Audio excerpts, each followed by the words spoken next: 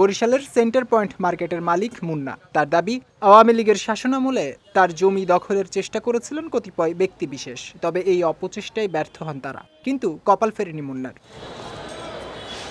মালিকানাধীন ভূমির অভ্যন্তর দিয়ে সিটি কর্পোরেশন কর্তৃপক্ষকে ভুল বুঝিয়ে চলছে রাস্তা নির্মাণের কাজ। মুন্নার অভিযোগ, রাস্তা নির্মাণেও হচ্ছে অনিয়ম। বিষয়টি সিটি কর্পোরেশনকে একাধিকবার অবহিত করলেও মেলেনি কোনো সুফল।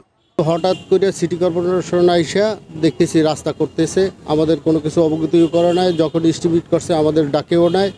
আমাদের মার্কেটের সানসেটের ভিতরে ঢুকে হেজিং করে চলে আসছে, এই মাথা থেকে আইসা কার্ভ করে চলে যাইতেছে।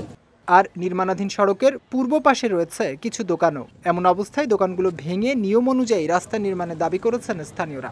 সরকার চাইলে জায়গা নিতেই পারে, কিন্তু সেটা তো একটা প্রসেস আছে, প্রসেস অনুযায়ী জায়গাটা নেবে, আমরা যেটা জানি। সেই প্রসেস ছাড়াই তারা এটা এসে করতেছে। সরকারি জমির উপর যে স্থাপনা আছে ওইটা ভাঙতেছে না, কিন্তু ব্যক্তিগত জমির উপর দিয়ে তো রাস্তা নিতেছে।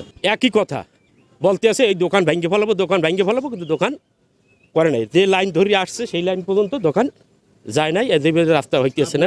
ব্যক্তি মালিকানাধীন জমিতে সড়ক নির্মিত হলে জমির মালিকের কাছ থেকে তা অধিগ্রহণের নিয়ম রয়েছে। তবে সেক্ষেত্রে স্থানীয় সরকার মন্ত্রণালয় থেকে দিতে হবে বরাদ্দ। তবে এক্ষেত্রে মন্ত্রণালয় থেকে বরাদ্দ পাননি বলে জানান বরিশাল সিটি কর্পোরেশনের প্রধান নির্বাহী কর্মকর্তা।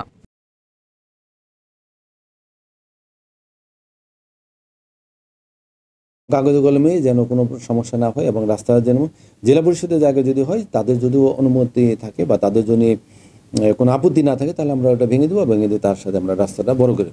এদিকে সুষ্ঠু তদন্তের মাধ্যমে বিষয়টি সমাধানের দাবি জানিয়ে সিটি কর্পোরেশনে অভিযোগও দিয়েছেন ভূমির মালিক মুন্না।